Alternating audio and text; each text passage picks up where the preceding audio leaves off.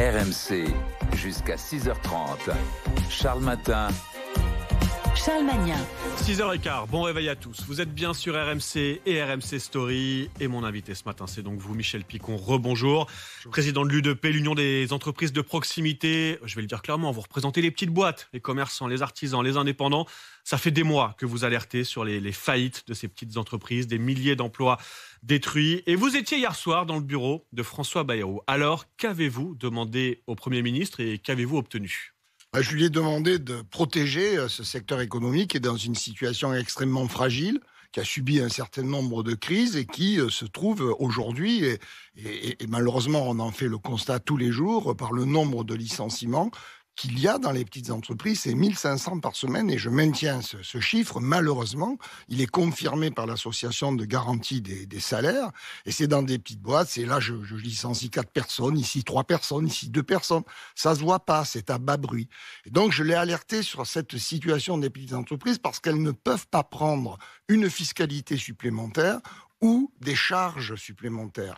Et il y a bien évidemment une volonté du Premier ministre d'essayer de remettre sur les rails les équilibres budgétaires du pays avec une recherche de 50 milliards, aboutir à 5,4 de déficit budgétaire, c'est déjà colossal. Il y a l'équation budgétaire, mais en face, il y a des emplois, c'est ce que vous lui avez dit. Exactement, alors, il ne faut pas que les remettre... Sur quel levier vous lui avez demandé de s'activer ? De ne pas toucher dans les petites entreprises au-dessous de entre 2 et 2,5 SMIC, les allègements de charges. D'ailleurs, ça pose le problème. S'il y a allègement de charges, c'est parce que les charges qui pèsent sur le travail sont beaucoup trop importantes dans notre pays. Le coût du travail n'est plus supportable par les entreprises. Ça finance la protection sociale. Il faut trouver d'autres modes de financement de la protection sociale que le travail.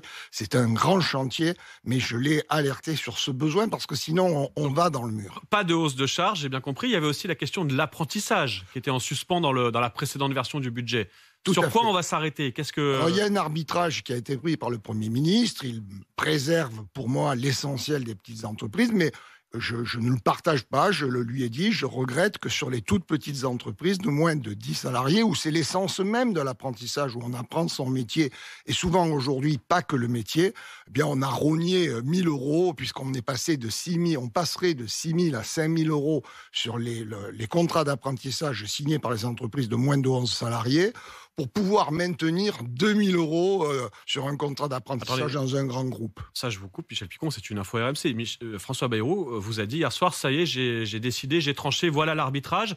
Ce sera 5 000 € pour les petites boîtes, au lieu de 6 000 jusqu'à présent, Absolument. Quand on prend un apprenti, et on maintient 2 000 € pour les grandes entreprises. Exactement. Et ça, c'est pas un bon arbitrage pour vous, vous le regrettez ? Moi, je trouve que rabioter 1 000 €, passer de 6 000 à 5 000 sur une toute petite entreprise pour donner 2 000 € à Air France, Airbus, Safran ou L'Oréal, c'est pas un bon signal pour les petites entreprises. Je ne crois pas que les grands groupes, qui ont d'ailleurs une obligation de former 5% d'alternants, donc on donne de l'argent pour assumer une obligation, je pense que c'était pas... On pouvait préserver les petites entreprises, notamment les moins de 11 salariés. Je le lui ai dit, Michel, il m'a entendu. Un petit point quand même, parce que vous êtes un vieux briscard maintenant. Est-ce que vous avez déjà vu une situation aussi compliquée qu'aujourd'hui, quand on voit les patrons de grands groupes, qui sont souvent les donneurs d'ordre des petites entreprises, dire, comme le patron d'EDF, comme le patron d'Airbus hier, que en gros, c'est plus possible de travailler en France, qu'on n'est plus compétitif et qu'ils iront construire leurs prochaines usines ailleurs? Non, mais c'est terrifiant. C'est terrifiant, je n'ai jamais connu une situation de ce type-là. Mais somme toute, tout cela provient aussi d'une instabilité politique. Aujourd'hui, il faut que l'ensemble de la classe politique se ressaisisse et donne une image d'un pays qui est au travail, qui est conscient des difficultés qu'il a assumées. Parce que on va à la catastrophe. Si nous allions par malheur avec une nouvelle censure du gouvernement, je pense, et vous êtes plus affirmé que moi dans ces analyses, je pense que nous aurions de grosses difficultés. Et donc il faut que toute la classe politique se ressaisisse.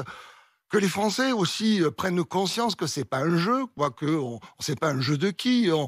Il y a des élections, au moment des élections, les gens se prononcent, et entre deux élections, on laisse les gens travailler. Et puis derrière, il y a des emplois. Vous nous avez redonné ce chiffre. 1500 emplois détruits chaque semaine. Absolument. Dans les petites entreprises. Michel Picon, je rappelle que vous représentez l'UDP, l'Union des entreprises de proximité. Vous demandez donc de la stabilité, surtout pas de hausse de charges sur les bas salaires, enfin les salaires de 2 à 2,5 SMIC. Et puis cette info que vous nous donnez ce matin, cet arbitrage que vous a dévoilé hier soir François Bayrou sur l'apprentissage. Je rappelle le chiffre parce que ça concerne des millions de Français. Une aide de 5 000 € au lieu de 6 000 pour les petites entreprises qui prennent des apprentis et 2 000 € maintenus pour les grandes entreprises.